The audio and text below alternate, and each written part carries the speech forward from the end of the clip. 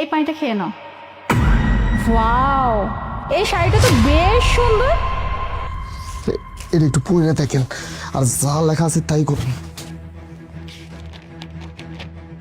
গ্লাসের পানিতে বিষ আছে? কি কি ব্যাপার, কি হলো? মোনা মোনা প্রচন্ড মাথা ঘুরতেছে। বুঝলাম না, আমার তো কখনো এমন লাগে না। আরে তো সাজিদ, দেখো তো এই শাড়িটা কত সুন্দর। সাজিদ,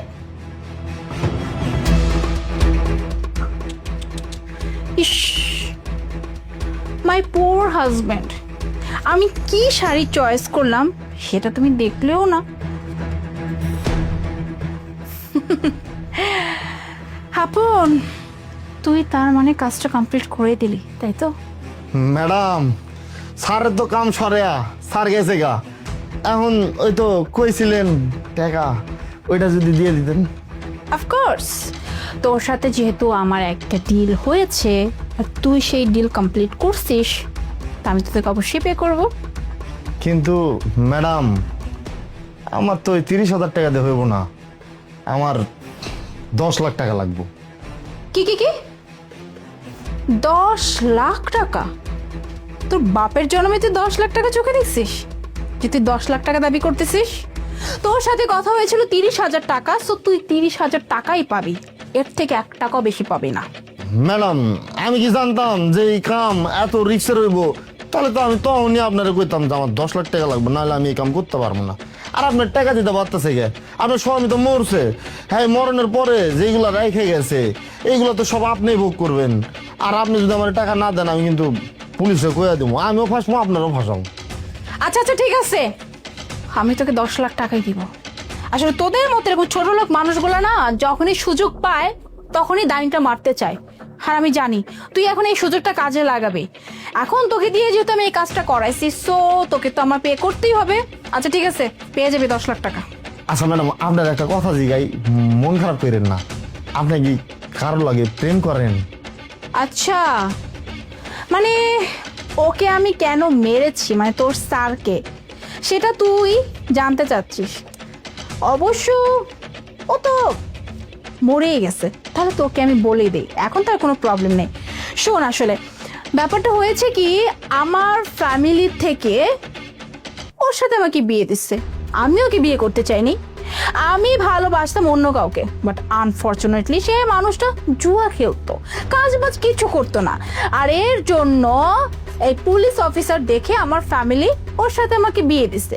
কিন্তু আমি ওর সাথে একদমই থাকতে চাইনি, না কোনো সম্পর্ক করতে চাইছি। আমি তো ভালোবাসি আমার বয়ফ্রেন্ডকে, বাট কি আর করার, বাধ্য হয়ে সংসার করতে হচ্ছে।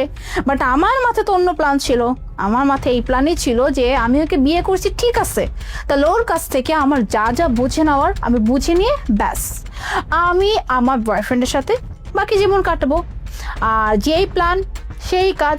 এই যে এখনো মারা গেছে, ওর স্থাবর অস্থাবর সব কিছু কে পাবে? ওর ওয়াইফ, মানে আমি পাবো। আর এসব যখন আমি পেয়ে যাব, আমার কাছে অনেক সম্পত্তি এসে যাবে, যে সম্পত্তি কখনোই চাইলে শেষ করতে পারবো না। আর সেই সম্পত্তি নিয়ে আমি আমার বয়ফ্রেন্ডের সাথে সুন্দর মতো লাইফ লিড করবো। এখন তোর মনে এটা প্রশ্ন আসতে পারে, তাহলে স্যার থাকাকালীন আমি এসব কিভাবে করছি? ওই যে তোর স্যার একজন পুলিশ অফিসার, ও তো ঢাকার বাইরে বাইরে থাকতো, এই ট্রেনিং এ থাকতো, ওই ট্রেনিং এ থাকতো, ব্যাস এই সময়টাকে আমি কাজে লাগিয়েছি। আমি আমার বয়ফ্রেন্ডের সাথে দেখা করতাম, কথা বলতাম, প্ল্যানিং করতাম যে কিভাবে কি করা যায়। আর দেখ না, প্ল্যান এক্সিকিউটিভ হয়ে গেল। এই ছিল আমার মূল প্ল্যান, বুঝতে পারলি? আর থ্যাংক ইউ তোকে যে তুই আমার কাজে হেল্প করছিস। সবই তো বুঝতে পারলাম, কিন্তু স্যার কিন্তু ভালো মানুষ ছিল, বুঝতে পারছেন? আরে না মাইরা, আপনি যদি কইতেন যে আমি তোমার লগে থাকবো না, আমি এই বাড়িতে এত বছর ধরে কাম করতেছি, আমার মনে হয় না স্যার আপনারা কিছু কইতো। কিন্তু আপনি স্যাররে আপনি ধোকা দিয়ে মাইরা লালেন। তোকে তো বললাম, আমি যদি এই মানুষটাকে শেষ না করতাম, তাহলে এই সম্পত্তির মালিক কি করে হতাম? হ্যাঁ, আমি ওকে বিয়ে করছি কি এমনে এমনে? আমার বাসা থেকে যখন জোর করে বিয়ে দিছে, আমি তোমার স্বার্থ ছাড়া বিয়ে করিনি, তাই না? আমার তো মূল প্ল্যানই ছিল ওর কাছ থেকে কিভাবে সব কিছু হাতিয়ে নেব, ব্যাস। যেটা আমি প্ল্যান করেছিলাম সেটা আমি সাকসেস করছি। তবে একটা কথা কি জানিস, তুই তুই একটু বোকা আছিস। মানে যেমনটা তুই নিজেকে চালাক মনে করিস, একদমই না। এই যেমন তুই চালাকি করে 30,000 টাকার জায়গায় 10 লাখ টাকা নেওয়ার ধান্দা করলি, তাই তো? কি ভাবছিস তোকে আমি 10 লাখ টাকা দিব? হ্যাঁ, তুই 10 লাখ টাকা পাবি, বাট কথা কি জানিস, এই যে তোর স্যারকে মেরেছিস, গ্লাসে কার হাতের ছাপ? তোর। বিকজ আমি তো গ্লাস ধরিই নাই। ইভেন ফরেন্সিক টিম যখন এসে সব কিছু যাচাই বাছাই করবে, ফিঙ্গারপ্রিন্ট কার পাবে? তোর পাবে। হ্যাঁ, আমি তো ওয়াইফ, আমি তো সেই নাটক আমার স্বামী মারা গেছে, আমার সর্বহারা হয়ে গেছে, আমার কিচ্ছু ভালো লাগতেছে না, মানুষ এটাই বিশ্বাস করবে যে আহারে বেচারা জামাইটা ভেবে মারা গেল, আমার দিকে কেউ ভুলেও আঙ্গুল তুলবে না। তখন কি হবে? ফেসে যাবে কে? তুই। আর যে 10 লাখ টাকা বললি না, 10 লাখ টাকা পাবি, কিন্তু সেটা হাজতে গিয়ে পাবি, বুঝতে পারলি? আচ্ছা, আমার জেলখানায় ভরবেন তাই না? সেই প্ল্যান নিয়ে আমার যে কাম করাইছেন, আমি যদি এখন আপনারা কই স্যার যদি উঠা দাঁড়ায়, তখন কি হইব আপনার গন্ধ? কি বললি? স্যার অনেক তো হয়েছে নাটক, ওঠেন। আবির, আবির, তুমি বেঁচে আছো? তুমি না মরে গেছো? হ্যাঁ, আমি বেঁচে আছি, আল্লাহর রহমতে আমি বেঁচে আছি, কারণ তোমার দেওয়া পানিটা আমি খাইনি। যদি তোমার দেওয়া পানিটা আমি খেয়ে নিতাম তাহলে হয়তো এতক্ষণ আমি মারাই যেতাম। আর তুমি তো এটাই চাচ্ছিলে যেন আমি মারা যাই, কিন্তু আফসোস তোমার প্ল্যানটা সাকসেসফুল হলো না। ভাগ্যিস আপন আপন আমাকে পানিটা খেতে মানা করেছিল, এবং আপন আমার হাতে একটা চিরকুট দিয়েছিল যেখানে লেখা ছিল, স্যার এই পানিটা খাবেন না, পানির মধ্যে বিষ মেশানো আছে। এরপর আমি একটা নাটক করতে শুরু করি যে আমি সত্যি পানিটা খেয়ে নিয়েছি আর আমি সেন্সলেস হয়ে গেছি। এরপর থেকে আমি দেখছিলাম তোমার আসল রূপ কাকে বলে আস্তে আস্তে বের হয়ে আসছিল। এগুলোই করো তুমি তাহলে, না? আচ্ছা, একটা কথা বলো, কি কমতি ছিল আমার ভালোবাসার মাঝে বলো? যখন যা চাইতো তাই দিতাম, শেষ পর্যন্ত তুমি আমাকে পর্যন্ত মেরে ফেলতে চাচ্ছিলে না? কিন্তু কথা আছে না, চোরের 10 দিন তো গৃহস্থের 1 দিন। তুমি বোধহয় ভুলে গিয়েছিলে মুনা, তোমার হাজবেন্ড একজন প্রশাসনিক কর্মকর্তা। আমি চাইলে এখন তোমার কি অবস্থা করতে পারি ইউ হ্যাভ নো আইডিয়া, কিন্তু আমি সেটা করব না।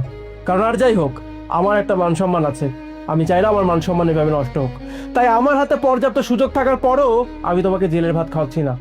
এই মুহূর্তে আমার বাসা থেকে তুমি চলে যাবে, আর একটাও কথা বলার চেষ্টা করবে না কেউ। স্যার আমার যেন আবার আপনি ভুল বুঝেন না, আমি কিন্তু আপনার বাঁচাইছি, আর ম্যাডামের কথাই আমি এরকমটা করছিলাম। আমি আপনার নুন খাইছি, আপনার লগে কি হারামি করতে পারবো কন?